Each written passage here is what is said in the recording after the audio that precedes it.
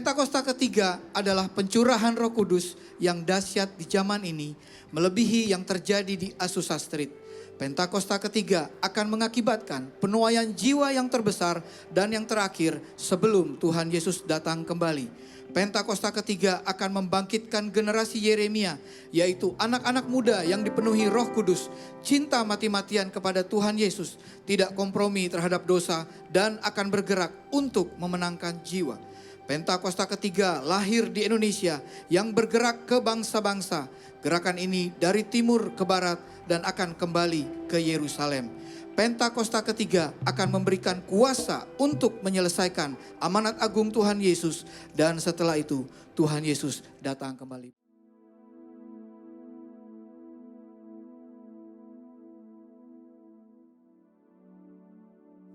Shalom semuanya. Dengan tidak terasa kita sudah memasuki bulan Desember 2025. Di mana tema Natal tahun 2025 yang Tuhan berikan adalah bahwasanya untuk selama-lamanya kasih setianya. Sebab Tuhan baik, bahwasanya untuk selamanya kasih setianya. Sebab Tuhan baik, bahwasanya untuk selamanya kasih setianya. Bahwasanya untuk selamanya, bahwasanya untuk selamanya, bahwasanya untuk selamanya kasih setianya. 1 Tawaris 16 ayat 34 berkata, bersyukurlah kepada Tuhan sebab Ia baik, bahwasanya untuk selama-lamanya kasih setianya. Daud memindahkan tabut Allah dari rumah Obed-Edom ke Yerusalem. Tabut Allah diletakkan di tengah-tengah kemah yang dibuatnya. Ini adalah pondok Daud. Daud menempatkan para pelayan di hadapan tabut Tuhan untuk memasyurkan nama Tuhan dan menyanyikan syukur dan puji-pujian baginya. Bersama dengan para pelayan itu, Daud menyanyikan, bersyukurlah kepada Tuhan sebab Ia baik, bahwasanya untuk selama-lamanya kasih setianya. Hampir tiap pagi dalam doa, saya selalu memperkatakan, Tuhan Yesus, Engkau baik. Engkau sungguh baik dan sangat baik, bahwasanya untuk selama-lamanya kasih setiamu. Ternyata yang saya perkatakan itu adalah nyanyian Daud dalam 1 Tawaris 16 ayat 34. Bersyukurlah kepada Tuhan, sebab Ia baik, bahwasanya untuk selama-lamanya kasih setianya. Bersyukurlah pada Tuhan, sebab Dia baik, bahwasanya untuk selamanya kasih setianya.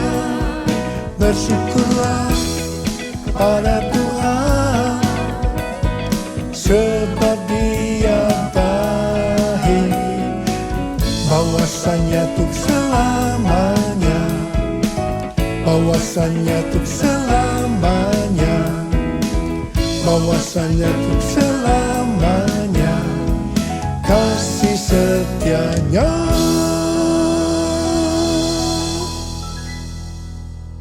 Di sini Daud bersama-sama dengan orang banyak mendeklarasikan kebaikan Tuhan.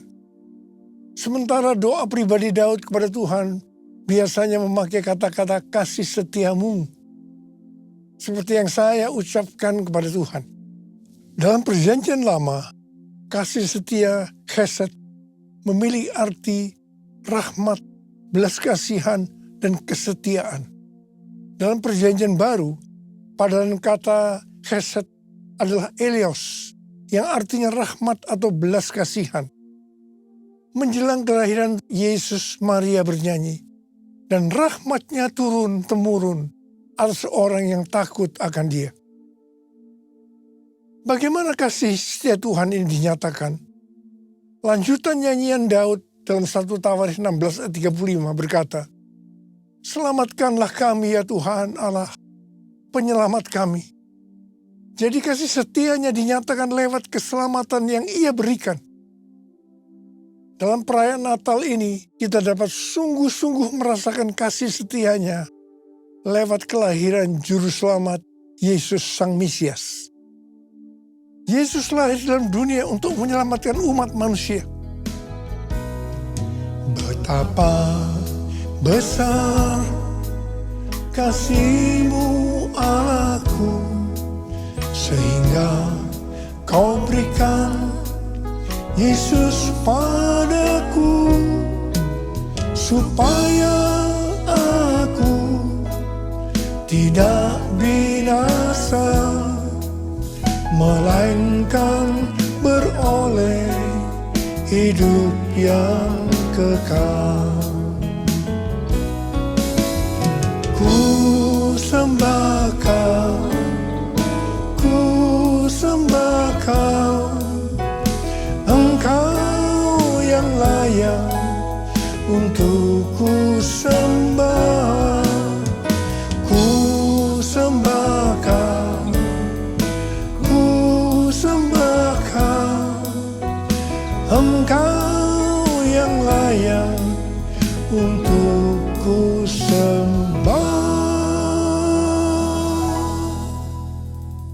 Tuhan Yesus berkata dalam Yohanes 3 ayat 16, "Karena begitu besar kasih Allah akan dunia ini, sehingga Ia telah mengaruniakan anaknya yang tunggal, supaya setiap orang yang percaya kepada yang tidak binasa, melainkan beroleh hidup yang kekal." Ada apa dengan manusia sehingga Tuhan Yesus harus datang ke dalam dunia ini? Alkitab katakan, semua orang telah berbuat dosa dan telah kehilangan kemuliaan Allah. Upah dosa adalah maut, mati, tempatnya di neraka. Neraka adalah tempat yang sangat mengerikan. Neraka adalah tempat yang paling gelap dan terdapat ratap dan kertak gigi. Neraka adalah tempat di mana api tidak pernah padam dan ulat bangkai tidak mati. Neraka adalah tempat penyiksaan oleh api dan belerang. Karena itu, jangan sampai masuk neraka. Untuk itulah Tuhan Yesus datang ke dalam dunia untuk membebaskan kita dari hukuman kekal selama-lamanya dalam neraka. Bagaimana cara Tuhan Yesus menyelamatkan umat manusia? 2 Korintus 5 ayat 21 berkata, "Dia yang tidak mengenal dosa telah dibuatnya menjadi dosa karena kita, supaya dalam Dia kita dibenarkan oleh Allah." Ini dapat diterangkan sebagai berikut. Tuhan Yesus yang tidak mengenal dosa telah dibuatnya menjadi dosa karena kita. Artinya, Tuhan Yesus harus mati karena dosa-dosa kita. Sebenarnya kita yang harus mati, karena kitalah yang berdosa. Upah dosa adalah maut, mati. Tapi Tuhan Yesus tidak berdosa, telah dijadikan dosa. Artinya Tuhan Yesus yang mati menggantikan kita. Kalau kita melihat cara mati dari Tuhan Yesus, saya katakan bahwa itu sangat-sangat tidak manusiawi. Pada saat orang-orang Yahudi berteriak, "Salibkan dia! Salibkan dia!" Maka Tuhan Yesus harus disalibkan. Proses awal dari penyalipan, jubah Tuhan Yesus dibuka. Tuhan Yesus diikat pada sebuah tonggak. Di sebelah kanan dan kirinya ada 2 algojo yang memegang cambuk.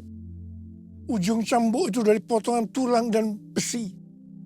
Setiap kali cambuk itu dihunjamkan pada tubuh Tuhan Yesus, akan menimbulkan luka yang dalam. Darah bercucuran. Sakitnya luar biasa. Tuhan Yesus berteriak-teriak kesakitan. Tuhan Yesus memandikan darah. Apakah proses itu sudah selesai? Belum. Kepala Tuhan Yesus diberi mahkota duri. Duri ditancapkan di kepalanya dengan cara dipukul.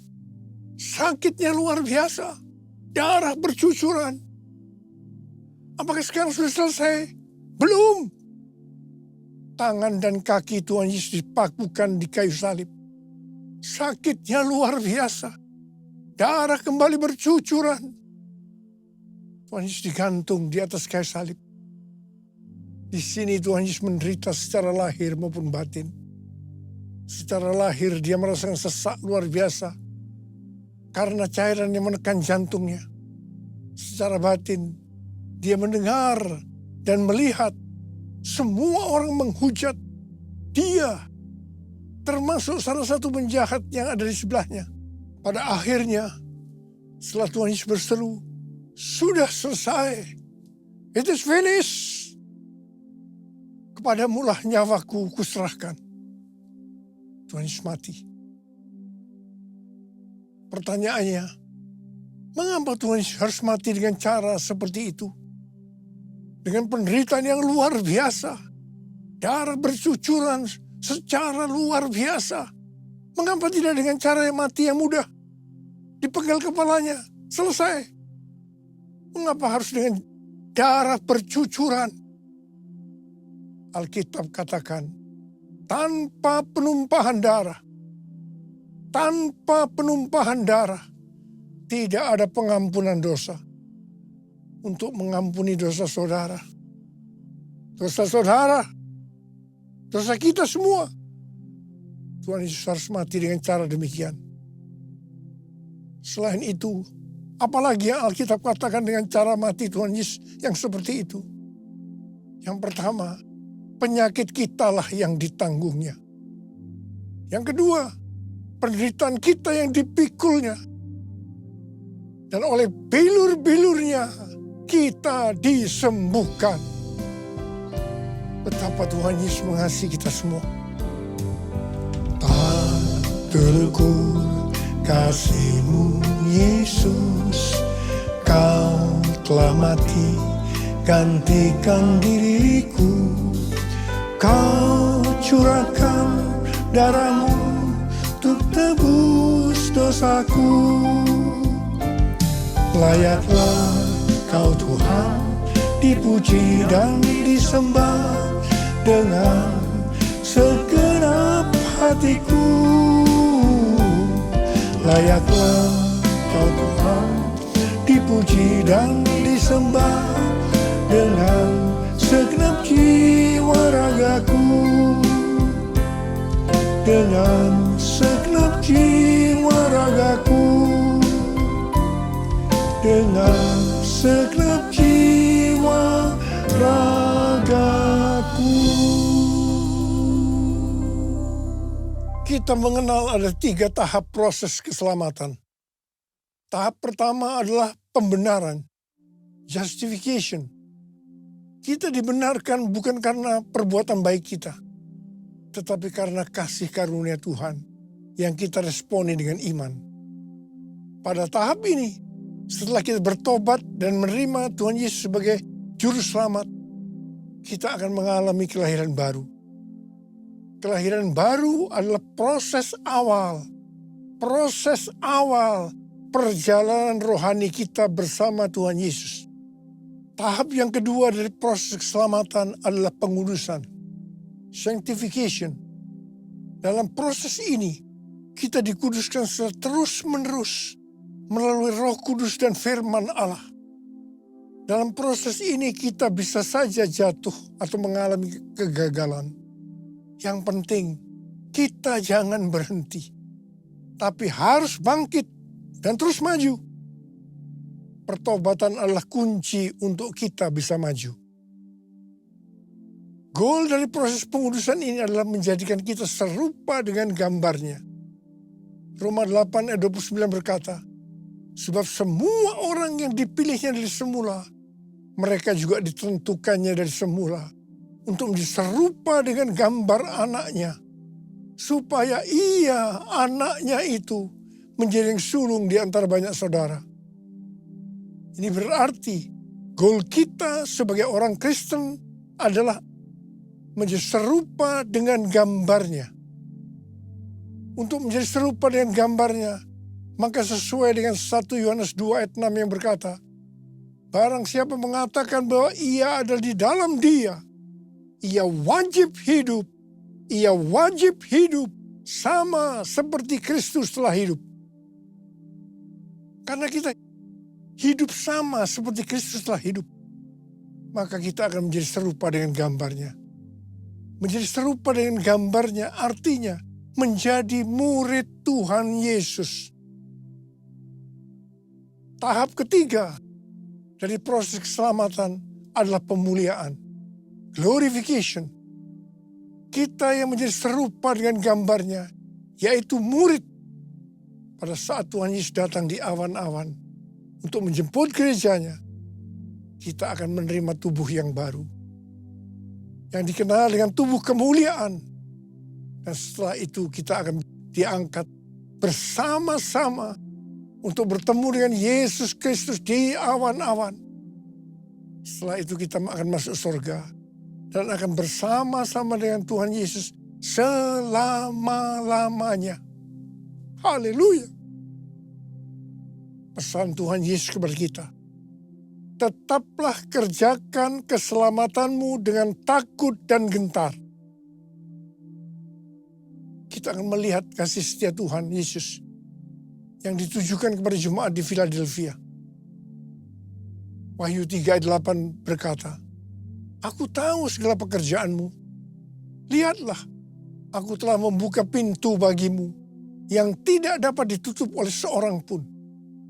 Aku tahu bahwa kekuatanmu tidak seberapa, namun engkau menuruti firman-Ku dan engkau tidak menyangkal namaku. Tuhan Yesus memberikan janji kepada jemaat di Philadelphia.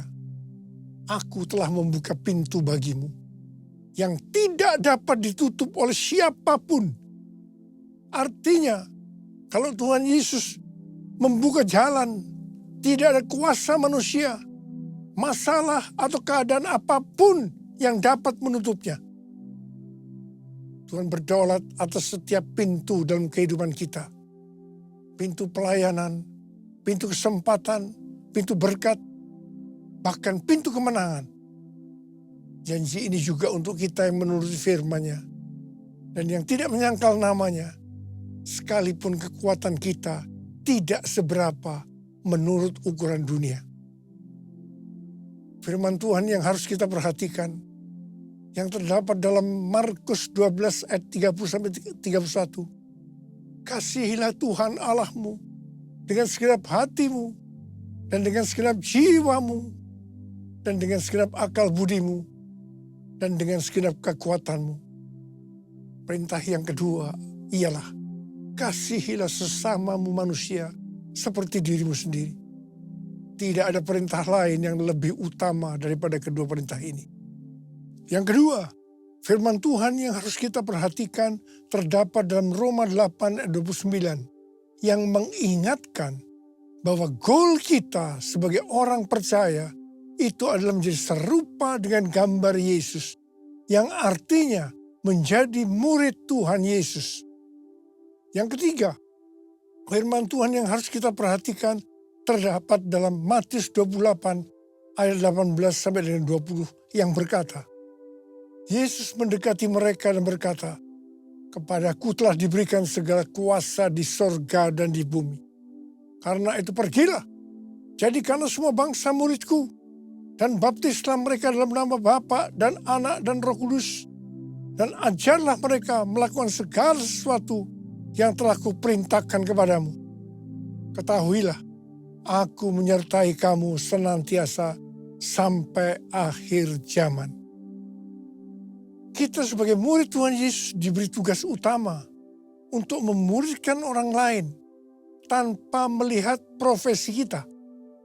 Artinya, kita harus menyelesaikan amanat agung.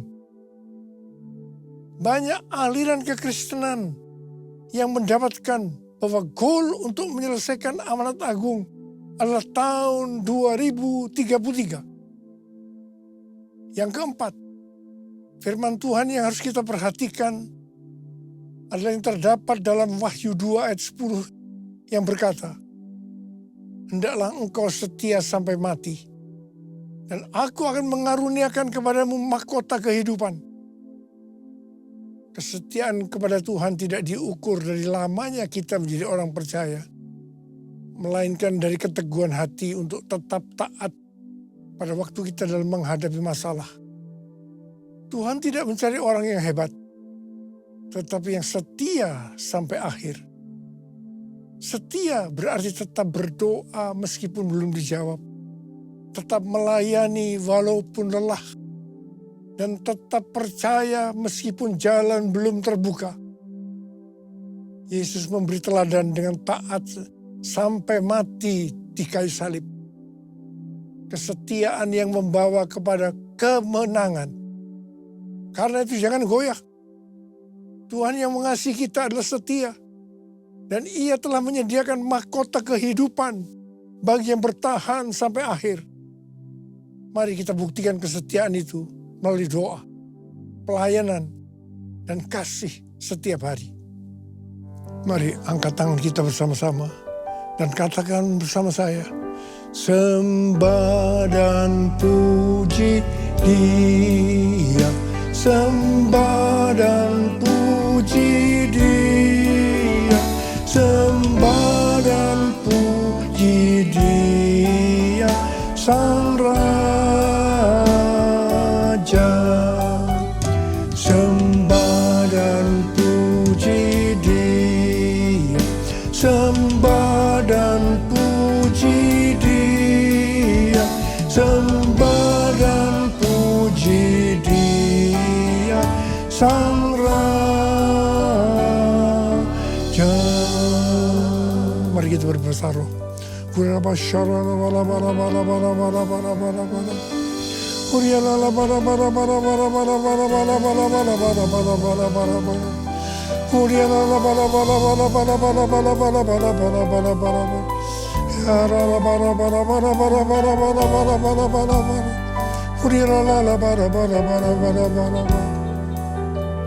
Kamu berdoa buat anak-anakmu semua Tuhan.